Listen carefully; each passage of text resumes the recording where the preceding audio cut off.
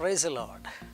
ಇಂದಿನ ಕರ್ತನ ವಾಗ್ದಾನ ವಚನ ಯೆಶಾಯನ ಪ್ರವಾದನೆಯ ಗ್ರಂಥ 54ನೇ ಅಧ್ಯಾಯ 8ನೆಯ ವಾಕ್ಯ. ಒಂದು ಕ್ಷಣ ಮಾತ್ರ ನನ್ನ ಮುಖವನ್ನು ನಿನಗೆ ಮರೆಮಾಡಿಕೊಂಡಿದ್ದೆನು, ಶಾಶ್ವತ ಕೃಪೆಯಿಂದ ನಿನ್ನನ್ನು ಕರುಣಿಸುವೆನು.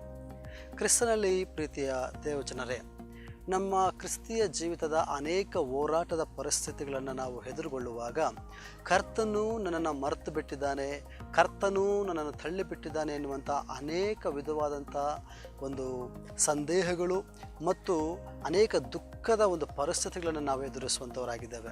ಆದರೆ ಕರ್ತನು ಎಂದಿಗೂ ನಮ್ಮನ್ನು ಮರೆಯುವಂಥವನಲ್ಲ, ಎಂದಿಗೂ ನಮ್ಮನ್ನು ತೊರೆಯುವಂಥವನಲ್ಲ. ಒಂದು ಕ್ಷಣ ಮಾತ್ರ ನಾನು ನಿನ್ನನ್ನು ಮರೆತಿದ್ದೆನು, ನನ್ನ ಮುಖವನ್ನು ನಿನಗೆ ಮರೆ ಮಾಡಿದ್ದೆನು, ಆದರೆ ಈಗ ಶಾಶ್ವತ ಕೃಪೆಯಿಂದ ನಿನ್ನನ್ನು ಸೇರಿಸಿಕೊಳ್ತೇನೆ, ಕರುಣಿಸ್ತೇನೆ ಎಂಬುದಾಗಿ ಕರ್ತನು ಇವತ್ತು ನನಗೂ ಮತ್ತು ನಿನಗೂ ವಾಗ್ದಾನ ಮಾಡುವವನಾಗಿದ್ದಾನೆ. ಹಾಗಾಗಿ ಆತನ ಶಾಶ್ವತ ಕೃಪೆಯ ಮೇಲೆ ಆಶ್ರಯಿಸಿಕೊಂಡು ಇಹಲೋಕದ ಈ ಹೋರಾಟಗಳನ್ನು ಜಯಗೊಳಿಸಿ ಕರ್ತನ ಸನ್ನಿಧಾನದಲ್ಲಿ ನಂಬಿಗಸ್ತರಾಗಿ ನಿಲ್ಲುವಂತೆ ಕರ್ತನ ನನಗೂ ಮತ್ತು ನಿನಗೂ ಕೃಪೆ ಸಹಾಯ ಅನುಗ್ರಹ ಮಾಡಲಿ. ಕರ್ತನ ಆಶೀರ್ವದಿಸಲಿ. ಆಮೇನ್.